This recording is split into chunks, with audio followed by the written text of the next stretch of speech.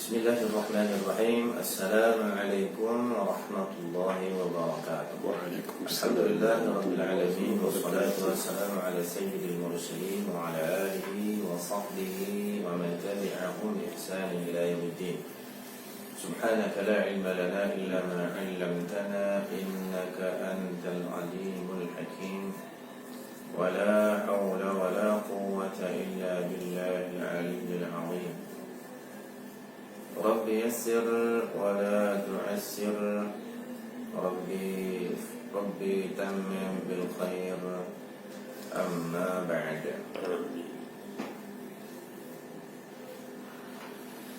Muslimin muslimat yang dirahmati Allah Subhanahu wa taala, kita menyambung perbahasan kita daripada perbahasan yang lebih berkait dengan kelebihan daripada menuntut ilmu. Kita menggunakan kitab ataupun risalah Makanatul Ilmi wal Ulama wa Adab Talabatul Ilm, susunan daripada Syekh Muhammad Nuruddin Marbad Banjari thumma al-Makki hafizahullah ta'ala. Hadis seterusnya qala al-muallif rahimahullah ta'ala wa nafa'ana wal muslimin bihi bi'ulumihi bid-darajaat amin. Al-Hasan al-Basri mursalan rahimahullah. قال رسول الله صلى الله عليه وسلم من جاءه الموت وهو يطلب العلم لا يحيي به الإسلام فبينه وبين النبيين درجة واحدة في الجنة.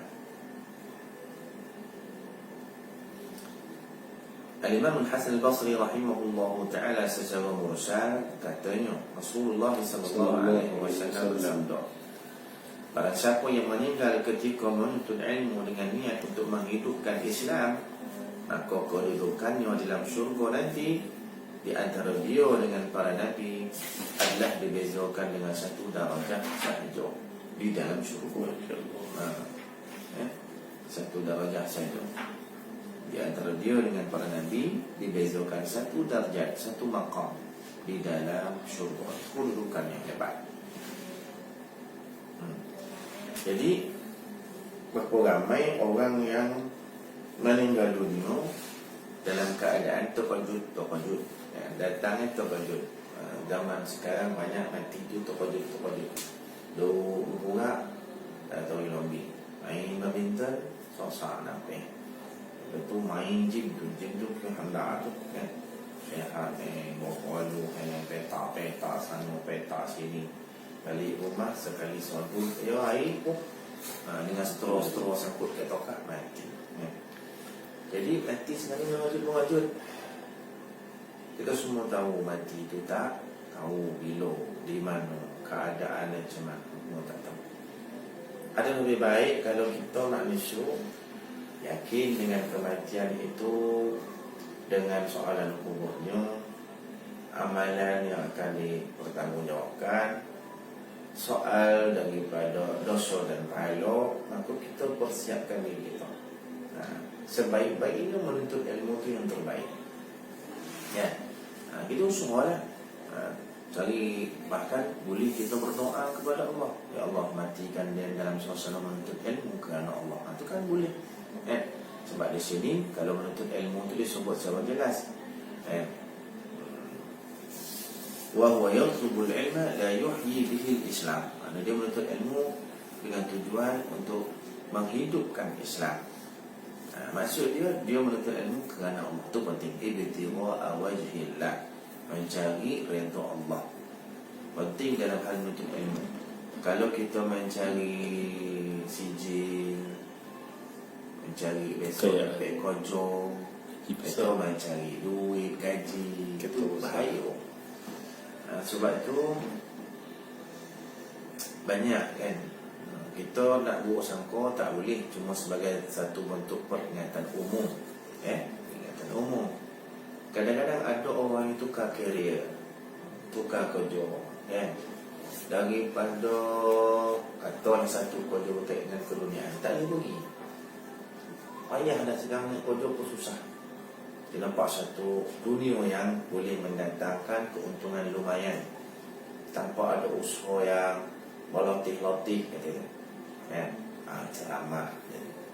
ceramah agama. Yo tak berapa nak roti nak bagi dia. Tanggungjawab besok nak kena jawab insya-Allah taala. Bagi dia dan nyampaikan ilmu, ujung nyampai ujung ceramah dapat envelope. Tu tujuan dan matlamat ni. Apa dia pun cari bukunya, cari kitabnya, baca Allah Ta'ala kepala. Baca Allah Ta'ala kepala. Betul dia dah ada maklumat untuk ceramah. Satu maklumat yang boleh ceramah tempoh sejam, dia pakai dalam tempoh 45 hari. Tu tukar pula maklumat lain masuk dalam kepala. Tukar pakai modal 45 hari. Tukar pula pakai modal 45 hari. Tukar pula ceramah, ambil pula yang mula-mula tu pusing. Modal pusingan pula. Ambil yang mula-mula tu pakai lagi 34 hari. Tujuannya pengunjung yang nakkan yang belum. Kalau tu tujuannya, masya-Allah, tabarakallah. Apa lagi tujuan untuk bersenang-senang dengan dunia, bermewah-mewah dengan dunia, kaya-kaya dengan dunia, popular dengan dunia, dengan duit yang banyak, mahligai besar boleh dibeli, kereta-kereta mahal berbiji-biji dibangunkan. Bagus bukan tak bagus, tukar dunia daripada pekerjaan yang terlibat dengan dunia semata-mata dengan alam agama ataupun dunia agama. Bagus bukan tak bagus, tapi mesti kita secara berhati-hati. Niat itu dia kerana Allah. Betapa ramai orang yang berceramah-ceramah, mengajar-ajar kitab, ya. Tujuan matlamatnya adalah duit. Bukti itu kadang-kadang bila habis ceramah nak duit, ataupun sebelum ceramah minta duit dulu. Sampai tahap kalau kau tak banking duit dulu, kita tak beri. Apa macam tu bodoh, ya. Berapa banyak ni syekh, banyak ni ustaz, banyak ni tok guru, banyak ni kiai. Kalau dia kau nak ceramah panggil kau ni banyak, 3,500. Banyak mana tu tak ada daya. Okeylah kurang sikit 3,000 dah nak macam beli motor pula. Kan? Lepas itu pula masukkan duit tu. Masuk duit baru kita blok date untuk ceramah itu. Itu masalah tu. Masalah. Tujuan kita dah takut lari daripada yang sepatutnya. Kita mesti la yuhyi bihil Islam. Dengan ilmu itu untuk tujuan menghidupkan Islam, menghidupkan nyawa kita, menghidupkan topolog kita.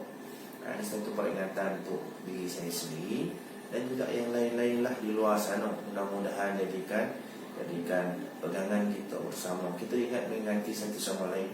Kadang-kadang hati ni pun payah kan nak rujuk. Ceramah-ceramah orang yang belum mungkin dia tak sengaja buka-buka kosong, silap bagi, kan? Mungkin itu yang belum yang gayo lama dulu yang isi poket yang diangkat baju ni contoh. Kadang terkata-kata itu ujian daripada Allah Ta'ala. Tapi jangan sampai menyusahkan masyarakat, terutama yang kampung-kampung.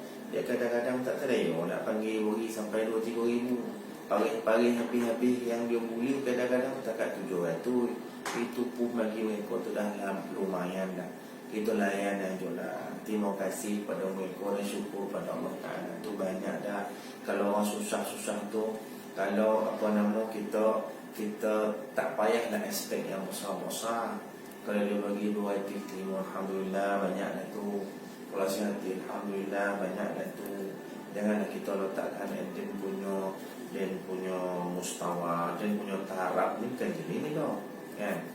Dan punya tahap bukan sehati 2 punya bayaran, tahap dan tahap popular, tahap apa tak kisah lah, popular tak kisah. Tapi tahap ni tahap 3,000 bereteh ni, kalau tak yang panggil dan itu dah sangat-sangat bahaya, sangat-sangat bahaya. Saya ingatkan Malaysia dan kita semua, kan? Itu kita beringatlah kadang-kadang yang menyampaikan ilmu itu kan kadang jadi lebih rakus daripada ahli dunia itu sendiri. Kita takut kita termasuk daripada apa yang digambarkan oleh Nabi sallallahu alaihi wasallam, golongan yang menjual agama untuk dapat sedikit habuan dunia. Yabi'u dinahu bi'ardin minad dunya. Disingatkan kita semua-semua berdasarkan ceramah itu benda utama cerita pasal gapo dia beri, gapo kau dapat, bincang-bincang apa duit pilih-pilih pula pempek-pempek nak ceramah. Ini kadang-kadang ya bilang terfikir macam mana nak mengembangkan ilmu. Kampung-kampungan, hulu-hulu tu orang asli yang tak apa nak ada ilmu, siapa nak melayan itu. Agak-agak kalau nak pergi ceramah, nak mengajar kampung-kampung asli, tu tak apa ringgit itu sanggup atau tidak. Itulah yang Nabi sallallahu alaihi wasallam dakwahkan kepada orang masyarakat keliling dulu-dulu. Malaikat pun nak menawarkan gunung Gana Mekah itu jadi omeh. Nabi kata bukan itu tujuan aku dibangkitkan oleh Allah Ta'ala. Ayo duit kita perlu. Orang beri alhamdulillah. Banyak mana alhamdulillah, terima kasih. Alhamdulillah pada Allah, terima kasih pada yang memberi. Kita bersikap syukur sentiasa. Man lam yashkurin nas lam yashkurillah. Siapa tak terima kasih pada manusia, dia menunjukkan tak terima kasih pada Allah. Terima kasih pada manusia yang boleh kadang-kadang buka mudah kio adalah 700. Banyak dah tu. Siapa tanya buat 700 ni tidak. Sebab tu banyak juga saya perhatikan ustaz-ustaz kita di Surah Khushumin 9 ni sangat-sangat bagus ilmu. Menyampaikan ilmu tu sangat mantap. Sebahagiannya pernah saya jumpa dan saya rasa dia tak popular pun. Saya terserempak satu masjid singgah, tak tahu kita payah sebut kat mana lah, tapi dan ni 9 kita ni saya singgah satu tempat, saya dengar seorang ustaz yang menyampaikan ilmu berkitab. Masya Allah, memang hebat ilmu. Penyampaian ni sangat-sangat bagus. Tapi kenapa saya tak pernah aja? Maknanya dia tak popular pun. Saya mengikuti lah dunia penceramah ni, YouTube semua. Tapi dia ni tak popular pun, saya tak tengok pun. Tapi bila saya duduk dalam majlis ni, Masya Allah, ilmu dia hebat. Penyampaian dia sangat bagus, sangat mantap. Jadi saya yakin dia ni Allah alam lah hati saya terlintih. Dia ni ikhlas dalam menyampaikan. Dan saya tu rasa dia selama ni rasa aku lah ada warna hebat warna, tapi dia ni sangat-sangat jauh meninggalkan aku dari situ. Hebat dia ni. Saya pun tak tahu nama dia. Dan sampai macam tu sini, tak pernah nampak, tak pernah tengok, tak pernah tahu, tak pernah kona pun, dan tak tahu nama dia siapa. Tapi bila mendengar ilmu yang disampaikan, dia mudah lagi, jauh mudah lagi pada saya. Tapi cara dia menyampaikan ilmu tu menggambarkan orang yang tawaduk, orang yang akhlak ni sangat bagus. Itu yang saya perhatikan. Dia pakaiannya ala Yamani ya. Sorban dia sorban Yaman, jubah dia jubah Yaman. Tapi saya rasa penyampaiannya taklah macam belagak orang banyak ilmu ke apa-apa. Dalam pertuturannya, percakapan dalam menyampaikan ilmu tu sangat-sangat menunjukkan dia tu tawaduk. Itu yang paling hebat ya. Tawaduk dan juga berhati-hati dalam menyampaikan, takut-takut salah kan. Bagus ya. Sebab tu Nabi sallallahu alaihi wasallam menyebut man tawadha lillahi rafa'ahu Allah. Barang siapa yang tawaduk kepada Allah, Allah tinggikan dia. Allah tinggikan dia. Jadi tak tahu dah lepas daripada tu saya keluar. Saya lupa pula. Lupa apa takut apa ni, lupa apa bertanya padamu, tak terlintih pula.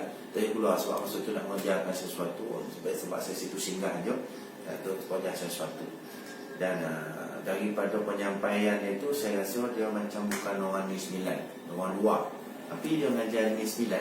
Saya tengok jamaah situ bukanlah makna dalam bentuk ceramah perdana atau tak, di kuliah biasa, baca kitab. Dan saya rasa dia duduk di kawasan-kawasan ni 9 aja. Saya tak tahu. Cara penyampaian lebih kepada macam orang-orang belah utara pula penyampaian. Saya tak bertanya nama dia. Itu yang saya silap. Kalau tanya boleh tak ambil nombor telefon, datang ke madrasah ni, pengajar kau sangat bagus ni.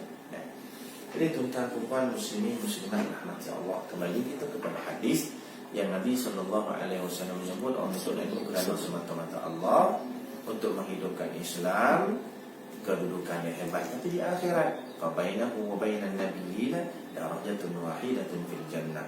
Di antara dia dan para nabi besok di syurga dibezakan hanya satu darajat dan maqam saja. Tak lihat.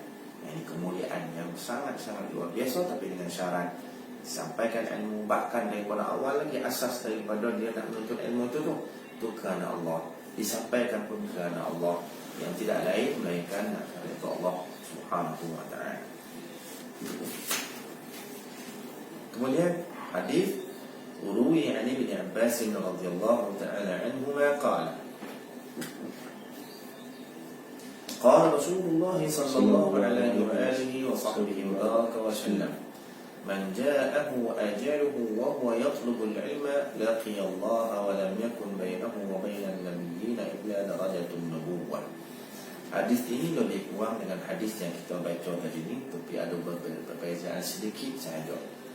Daripada Ibnu Abbas radhiyallahu ta'ala anhuma berkata Rasulullah sallallahu alaihi wasallam bersabda, barang siapa yang ajalnya sampai padanya dalam keadaan dia menuntut ilmu, nescaya dia bertemu Allah Subhanahu wa ta'ala dengan mendapat satu kedudukan darajah yang tiada beza di antaranya dengan para nabi, mereka darjat kenabian. Maknanya dia dengan nabi itu beza, dalam syurga itu sama, tapi beza dia dengan nabi, dia bukan nabi, ulama. Sebab itu Rasulullah sallallahu alaihi wasallam dalam hadis Nabi kata al-ulama ataupun innal ulama warathatul anbiya. Nabi itu pewaris para nabi. Dia mewaris siapa? Lam yuwarithu dinaran wala dirhama wa innama warathatul ilma atau kama qala. Mereka itu tidak mewarisi dinar dan dirham, duit dan harta daripada para nabi, tetapi yang mereka warisi itu adalah semulia-mulia perkara atas muka bumi dan kehidupan manusia. Yang mereka warisi adalah ilmu syara', ilmu wahyu, kan? Ilmu wahyu. Dan itu menjadi sebab kepada kemuliaan dia. Jadi dia bertemu Allah Ta'ala itu pada kedudukan yang sangat hebat, kan? Dan dalam keadaan disebut dalam riwayat yang sebelum ni, bila dia menuntut ilmu dalam keadaan itu dia dijemput oleh Allah Ta'ala, mati. Dia seolah-olah mati orang syahid di jalan Allah, yang berjuang orang di jalan Allah.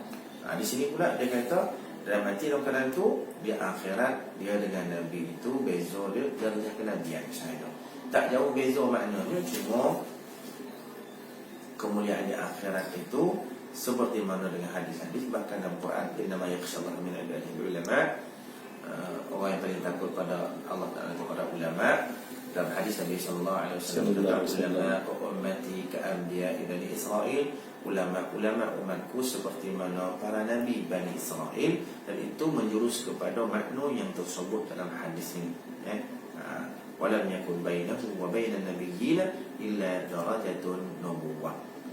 Dalam syurga tu sama keadaan, sama tingkatannya, cuma dia ni orang menuntut ilmu ataupun ulama, dia ni nabi. Beza tu darajah kenabian semata-mata. Baik, hadis seterusnya, kerana hadis itu sama saja makna dengan yang sebelum ni, kita tambah sikit-sikit apa yang patut sahaja. Qala an Wathilah bin al-Asqa' radhiyallahu ta'ala anhu qala qala Rasulullah sallallahu alaihi wasallam man talaba ilman fa adrakahu kataba Allah lahu kiflayn min al-ajri wa man yatlub ilman fa lam yudrikhu kataba Allah lahu kiflan min al-ajri. Orang ada yang belajar, dia belajar beramal, ada yang belajar tidak beramal. Kadang-kadang dia belajar tidak beramal kerana bukan tidak mau beramal, tapi kalau terlalu banyak yang dia belajar. Kerana manusia ni kemampuan dia terbatas. Ada orang yang mampu untuk bangkit malam tapi tidak mampu berpuasa siang hari. Ada yang sebaliknya, ada yang kedua-duanya, ada yang tak mampu langsung kedua-duanya, hanya melaksanakan yang fardu saja. Itu pernah berlaku zaman Nabi sallallahu alaihi wasallam di kalangan para sahabat. Sahabat saja pun tidak sama kemampuan mereka dalam urusan amalan. Jadi begitulah kita daripada kalangan itu, kita nak kata kita sama dengan para sahabat, dan sahabat itu mempunyai kedudukan yang istimewa di sisi Allah Subhanahu wa ta'ala. Baik, dan hadis ini kata apa? Rasulullah sallallahu alaihi wasallam bersabda, siapa menuntut ilmu lalu berhasil, maka baginya 2 habuan pahala. Dan siapa yang menuntut ilmu tapi tidak berhasil, maka bagi 1 habuan pahala. Berhasil itu maksud dia apa? Ada 2 makna. Pertama, dia belajar, dia faham. Nombor 2, dia belajar, dia faham dan dia beramal dengan apa yang dia fahami. Ada orang belajar, datang kuliah, dia tak faham apa. Buka kitab, tengok, tapi tak boleh nak faham. Bukan dia tak berusaha tapi tak boleh nak faham. Nabi SAW kata, tidak sia-sia. Ada habuan bagi dia, ada ganjaran bagi dia, ada upah bagi dia daripada Allah Ta'ala. Apa dia? Dia tak faham pun, kata Allah lahu kiflan minal ajar. Dia akan dapat habuan pahala kiflan, macam segunung lah, segunung ganjaran. Kalau dia faham, tak mau soal amal, faham dia yang penting itu kan. Man talaba ilman fa'adrakahu. Dia faham, kataballahu lahu kiflain minal ajar. Maka Allah Ta'ala tulis, maka ditulis baginya, ataupun Allah tulis baginya 2 gunung daripada ganjaran pahala. Kalau tak faham, segunung pahala. Jadi menuntut ilmu tu mana pun tidak sia-sia. Datang bawa kitab tak faham, ada bahagian. Faham, lebih tambah lagi. Tertidur pun ada bahagian. Tapi cari pasal memang nak tidur tu sekali. Duduk tak terayu lah. Sebab tadi kok konyol lebih kok kan. Ada bondo dibuat jadi lotih bona kok. Jadi tengantuk bona dalam kuliah. Oh itu semangat. Tolak tersanggup, tolak tersanggup. Ada bahagian. Kata Allah lahu kiflan minal ajr. Bagi dia tersanggup ni, ada diberi Allah Ta'ala habuan segunung daripada ganjaran. Ya. Yang penting poin lah. Kalau dah macam itulah tawaran daripada Allah Ta'ala dengan ganjaran yang istimewa, di dunia ada, di akhirat lebih lagi. Maka perbuatan orang yang walaupun zahir dia nampak macam sia-sia, kau datang apa, faham ke tak tentu, tak faham dah, tapi ada bahagian kebaikan yang tetap diberi Allah Ta'ala. Ada kelebihan. Baik, hadis seterusnya, qala an Umar radhiyallahu ta'ala anhu qala Rasulullah sallallahu alaihi wa alihi wasallam, mattasaba muktasibun mithla fadli ilmin yahdi sahibahu ila hudan aw yarudduhu an radan wa mastaqama dinuhu hatta yastaqima amaluhu. Hebat. Ibn Sina Umar Ibn Khattab radhiyallahu ta'ala anhu katanya baginda Nabi sallallahu alaihi wasallam bersabda, tiadalah seseorang itu mencari mata pencarian yang keutamaannya seperti menuntut ilmu, yang membimbingnya kepada petunjuk atau menghindarkannya daripada perkara buruk, dan belum lagi dianggap lurus pegangan agama seseorang itu sehinggalah amalannya sudah lurus. Jadi kita hidup perlu mencari keperluan hidup kita. Makan minum keperluan, pakaian keperluan, tempat tinggal, tempat duduk itu keperluan asas. Mau tidak mau kita mesti cari. Kalau kita jadi hamba keluarga, nafkah itu wajib. Itu semua kena cari. Tetapi kadang-kadang sebagian manusia dan masyarakat itu lupa keperluan yang paling utama, lebih utama daripada yang lain-lainnya adalah keperluan ilmu dalam hidup. Ilmu syarak maksudnya. Dia kena cari. Sebab itu Nabi kata, mattasaba muktasibun mithla fadli ilmin yahdi sahibahu ila hudan. Tidak ada suatu pencarian yang lebih baik, lebih hebat daripada mencari ilmu. Yang ilmu itu memberi tunjuk kepada tuannya kepada kebaikan, kepada hidayah dan petunjuk Allah Subhanahu wa taala. Itulah pencarian yang paling mulia di muka bumi. Tidak heran kalau Nabi sallallahu alaihi wasallam sebut dalam hadis, afdhalul ibadah al-fiqhu. Seafdal ibadah itu adalah memahami agama. Begitu juga dengan hadis yang lain, Nabi sallallahu alaihi wasallam bersabda, man yuridillahu bihi khairan yufaqihuhu fid din. Satu riwayat, man aradallahu bihi khairan faqahahu fid din. Maksudnya, barang siapa yang Allah Ta'ala berkehendakkan kebaikan dalam hidupnya, Allah beri dia faham agama. Jadi kita nampak orang yang faham agama, alim ulama lah biasa kita katakan, alim ulama, para alim ulama, itulah orang yang telah dikurniakan kebaikan yang banyak begitu. Jadi kita kena tengok ulama ni orang pilihan Allah. Tengok ulama, orang telah dikurniakan dan dicurahkan kebaikan yang banyak dalam hidupnya. Jadi kita orang selalu berdamping dengan dia. Pasal apa? Kau dapat wajib baik dia tu. Allah dah curah kebaikan dia. Macam air dicurah dalam belidi. Dalam belidi tu dah air, kan? Dia pocik macam mana? Dia pocik halus. Tapi kalau dia curah di papan, dia tu curah tu dia membasahi kita dan tumpah. Air tu tak ada kat situ. Bila dia tumpah, dia basah pakaian, kita tak ada nak manfaat air. Basah ni kita tak nak. Tapi dia tercurah dalam belidi. Air yang tercurah pocik tu pocik halus. Dia tak membasahkan, terbas lombak tak basah. Tapi itu pula ada manfaat. Air tu ada dalam belidi. Kalau air tercurah tadi ni, dia tak pocik macam mana? Basah habis kita. Air tak ada.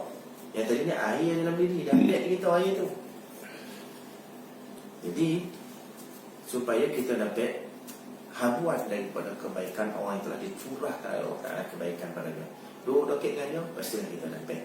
Dan ulama-ulama ni disebut oleh Allah dan Nabi sallallahu alaihi wasallam. Jadi kata man dzakkarakumullahu ru'yatuh wa zada fi 'ilmikum mantiquh wa dzakkarakum bil akhirati 'amaluh. Ini ulama. Nabi kata siapa dah? Nabi kata dia ni yang kalau kamu tengok dia teringat Allah. Ulama nak ingat Allah, tu tengok dia, kita pun ingat Allah. Wa zada fi 'ilmikum mantiquh. Orang yang kalau kamu berburak dengan dia bertambah ilmu. Ni kalau berburak kan bertambah laro gitu. Bertambah benda tak semonggah gitu. Dia ulama, makin kita berburak dengan dia, tambah ilmu kita ilmu kita. Dan terakhir wa dzakkarakum bil akhirati 'amaluh. Kalau kau tengok dia beramal, bertambah kita dengan akhirat. Bermakna kita juga terdorong nak beramal macam dia. Itu maksudnya. Inilah sifat-sifat dan ciri-ciri ulama. Tengok saja ingat Allah. Berburak dengan dia walaupun burak kosong, burak dia tepi-tepi kodai, tambah ilmu kita. Dan terakhir, kita tengok dia beramal. Nanti ini dia tahu lah, dia bilo dan lagi. Terdorong kita nak buat perkara memanfaat akhirat. Itu antara yang dikait oleh Nabi sallallahu alaihi wasallam. Cari orang-orang dan golongan macam ni supaya kita boleh sentiasa berdamping dengan dia. Ahli zikir, ahli ilmu. Jadi kita bukan setakat ahli ilmu. Ahlul ilmi, ahli zikri, ahlul amal. Orang yang ahli ilmu, ahli zikir dan ahli amal. Kono ada semua.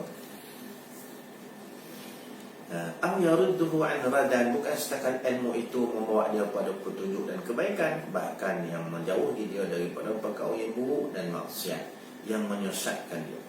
Dan wa mastaqama dinuhu hatta yastaqima amaluhu. Agama itu tidak akan jadi lurus sehingga ilmu yang dia pelajari itu diturunkan dengan amal. Beramal dengan ilmu yang sahih yang dipelajari daripada guru-gurunya akan menjadikan agama dia itu akan lurus. Itu yang kita minta selalu dalam doa, dalam sembahyang kita, ihdinas siratal mustaqim. Tunjuki kami jalan yang lurus. Macam mana nak dapat jalan yang lurus? Mau tidak mau asasnya adalah ilmu. Ilmu yang diturunkan dengan amal, ilmu yang sahih, amalnya insya-Allah jadi sahih, maka luruslah agama. Muslimin muslimat yang rahmati Allah Subhanahu wa taala. Jadi mudah-mudahan dengan hadis yang terakhir kita baca tadi itu memberi manfaat dan kebaikan kepada kita semua. Yang penting kita berusaha untuk memperbaiki diri kita daripada semasa ke semasa. Sayyidina Ibn Abbas, Sayyidina Abdullah bin Abbas radhiyallahu taala anhuma menyatakan tidak ada satu perkara yang memberikan penyesalan yang besar baginya melainkan setiap hari yang bertambah sedangkan amal yang tidak bertambah. Mudah-mudahan kita menjadi mereka daripada kalangan mereka yang sentiasa bertambah amal dan ilmunya, kebaikannya, dan akhirnya kita memperoleh kebaikan di akhirat. Wallahu ta'ala alam. Baik daripada Allah wa daripada kelemahan sendiri. Qul qawli hadza wa astaghfirullahalazim li wa lakum wa sallallahu ala sayyidina wa maulana Muhammad wa ala alihi wa sahbihi wa sallam. Subhanakallahumma wa bihamdika asyhadu an la ilaha illa anta astaghfiruka wa atubu ilaik. Wassalamu alaikum warahmatullahi wabarakatuh. Waalaikumsalam.